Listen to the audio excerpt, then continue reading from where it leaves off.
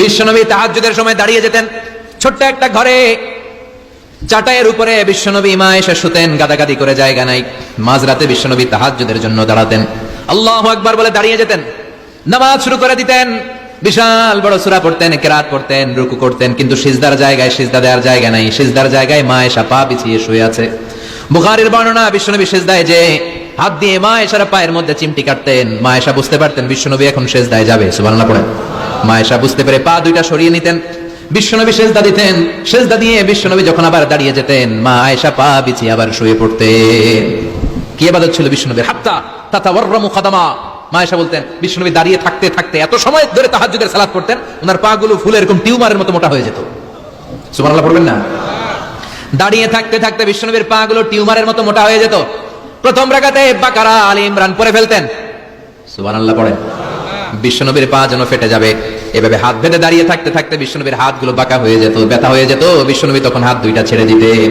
আবার যখন এনার্জি ফিরে পেতেন, যখন বিশ্বনবীর ভালো লাগতো, আবার হাত বাঁধতেন। পড়েন সুবহানাল্লাহ।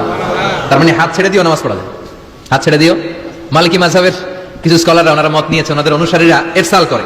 আমাদের দেশে কেউ বাদে এইভাবে, কেউ এইভাবে, কেউ এইভাবে। মালিকিরা বাদেই না, কেউ বাদবই না, কি করবি কর, আসলে নাই। আপনি যদি হজ করতে যান মক্কা মদিনায়, এই আমলগুলো দেখতে পারবেন। এটা সুন্নাত একটা আমল। হাত ছেড়ে দিলেও যেখানে সালাত হয়ে যায়, ওই জায়গায় কই বাঁধবে এই নিয়ে কিলাকিলি আসে না নাই? উপরে না নিচে, আমিন জোরে না আসতে আসে না নাই? বিশ্বনবী লম্বা সময় দাঁড়িয়ে তাহাজ্জুদ করতেন। তাহাজ্জুদ করলে আপনার মর্যাদা বাড়ায় দিবে কে? সাইয়েদনা জিবরাইল বললেন, ইন্না শারাফাল মুমিন ফি কিয়ামিল লাইল। বিশ্বনবী বললেন, জিবরাইল এসে আমাকে বলে গিয়েছে মুমিনের মর্যাদা তাহাজ্জুদের নামাজের ভেতর। সুবহানাল্লাহ পড়েন। তাহাজ্জুদের নামাজ পড়লে মর্যাদা বাড়ায় দেয় কে? 2 নাম্বার কুরবাতুন ইলাল্লাহ। তাহাজ্জুদের নামাজ পড়লে আল্লাহর সাথে নৈকট্য বাড়িয়ে দেয় কে? আল্লাহর সাথে কানেক্টিভিটি আপনার বেড়ে যাবে। আমাদের দুনিয়াতে সব জায়গায় কানেক্টিভিটি আছে। এমপির সাথে হাত আছে, চেয়ারম্যানের সাথে হাত আছে, ওই এসআই এর সাথে হাত আছে, পুলিশের আইজির সাথে হাত আছে, কিন্তু আল্লাহর সাথে হাতটা নাই। কথা কন। আসল জায়গায় কানেকশন লাগানো দরকার। চিল্লায় বলেন ঠিক কি না? মান লাহুল মাওলা ফালাহুল কুল্লু। যে ব্যক্তি আল্লাহর হয়ে যায়, গোটা বিশ্ব তার হয়ে যায়। যে সব জায়গায় যে ধর্ণা দেয়, আল্লাহর কাছে ধর্ণা দেয় না, তার কোনো মর্যাদা নাই। আর যে ব্যক্তি সব দিক থেকে মুখ ফিরিয়ে আল্লাহর কাছে যায়, গোটা বিশ্বের সবাই তার দিকে তাকিয়ে থাকে। এজন্য সম্পর্কটা লাগাইতে হবে কোন জায়গায়? তার মানে তাহাজ্জুদ পড়লে মর্যাদা বেড়ে যায়, আল্লাহর সাথে সম্পর্ক বেড়ে যায়। বিশ্বনবী বললেন, মানহাতুনা আনিল ইসম। তাহাজ্জুদের নামাজ পড়লে, তাহাজ্জুদের নামাজ আপনারে পাপ কাজ থেকে বাধা দিবে। সুবহানাল্লাহ পড়েন। তাহাজ্জুদ যারা পড়ে এরা পাপ কাজ করে না। চিল্লায় কোন ঠিক কি না? 4 নম্বরে মুকাফফিরাতুন লিসাইয়্যাত। পাপ আর অন্যায় যদি কিছু হয়েও থাকে, তাহাজ্জুদের নামাজ পড়লে তাহাজ্জুদের নামাজ পাপগুলোরে ধুয়ে মুছে সাফ করে দেয়। এজন্য তাহাজ্জুদ পড়ার দরকার আছে না নাই? ঘুমের আরবিতে কিছু নাম আছে। ঘুমের একটা নাম হচ্ছে আন-নুআস। নুআস মানে ড্রোজিনেস। বাসে বসে আছেন, বাসে ঝুলে আপনিও ঝুলতেছেন, এরকম হয় না? ঝিমুনি, এটা বলে নুআস। আরেকটা হচ্ছে সামান্য হালকা লাইট স্লিপ, সামান্য ঘুম, এটা বলে পাওয়ার ন্যাপ। হালকা হালকা ঘুম, ঘুমও আসছে, আবার কে যেন কথা বলে ওইটাও শোনা যায়, এরকম ঘুম আছে না নাই? এটার বলে সিনা। আরবিতে এটার কি কয়? সিনা। আরেকটা হচ্ছে ভালো ঘুম, এটার বলে নাউম। এটার কি বলে? তাহলে পাইলাম নুআস, সিনা, নাউম। আরেকটা হচ্ছে জন্মের ঘুম। কিরকম ঘুম?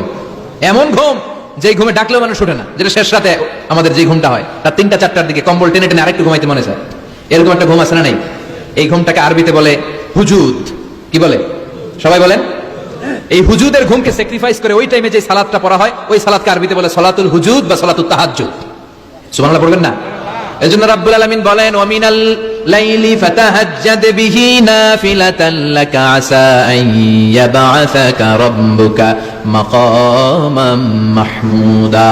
ও নবী, রাত্রিবেলা দাঁড়িয়ে আপনি তাহাজ্জুদের নামাজ পড়েন, আশা করা যায় বিশাল সম্মানিত মহিমান্বিত জায়গায় আল্লাহ আপনারে বসায় দিবে গো নবী। ঠিক কি না? তাহাজ্জুদের সালাত পড়লে মর্যাদা বাড়ায় দেয় কে? মুমিনের বৈশিষ্ট্য, তারা রাত্রিবেলা তাহাজ্জুদের সালাত পড়ে। ইমানদারদের বৈশিষ্ট্য, তারা হলো ফুরসান আন-নাহার রুহবান আল-লাইল। রাত্রিবেলা তাহাজ্জুদের যায় নামাজে কান্নার ঝড় তুলে, দিনের বেলায় ঘোড়া হাঁকিয়ে জিহাদের ময়দানে জিহাদ করে। ঠিক কি না? দিনের বেলায় চলবে কি? জিহাদ। এজন্য বিশ্বনবীর প্রথম প্রশিক্ষণ নিতে বললেন আল্লাহ, কুমিল লাইলা ইল্লা কালিলা। ও নবী, বিশাল মিশন নিয়ে দুনিয়ার বুকে আপনি এসেছেন গো নবী। প্রথম প্রশিক্ষণ যেটা নিবেন, রাত্রিবেলায় দাঁড়িয়ে দাঁড়িয়ে তাহাজ্জুদের প্রশিক্ষণ। বিশ্বনবীর আদেশ করলেন কে? কিসের আদেশ? সবাই কোন? আরো জোরে। ওই মুহূর্তটা তাহাজ্জুদের সময়টা এমন সময়, ইয়ানজিলু রাব্বুনা ইলা সামাইদ দুনিয়া। রব্বুল আলামিন আরশের উপর থেকে দুনিয়ার আকাশে নেমে আসে। নেমে আসে মানে বিশেষ একটা মনোযোগ দেয়, আর দুনিয়াবাসীরা ডেকে ডেকে বলে, গোলাম আলা মিন মুস্তাগফিরিনা গফির আলা। কার ক্ষমা লাগবে ক্ষমা চাও, সব গুনাহ আমি ক্ষমা করে দেব। আলা মিন মুস্তারজিকিন আরজুকালা। কার কি লাগবে আমার কাছে চাও, সব আমি দিয়ে দেব। আল্লাহু আকবার। আলা মিন মুস্তাকসিনাকসুলা। যার জামা দরকার জামা চাও, জামা দেব। ক্ষমতা দরকার ক্ষমতা চাও, ক্ষমতা দেব। নেককার স্ত্রী দরকার, নেককার সন্তান দরকার, সন্তান চাও, সন্তান দেব। সব দেয়ার মালিক কে?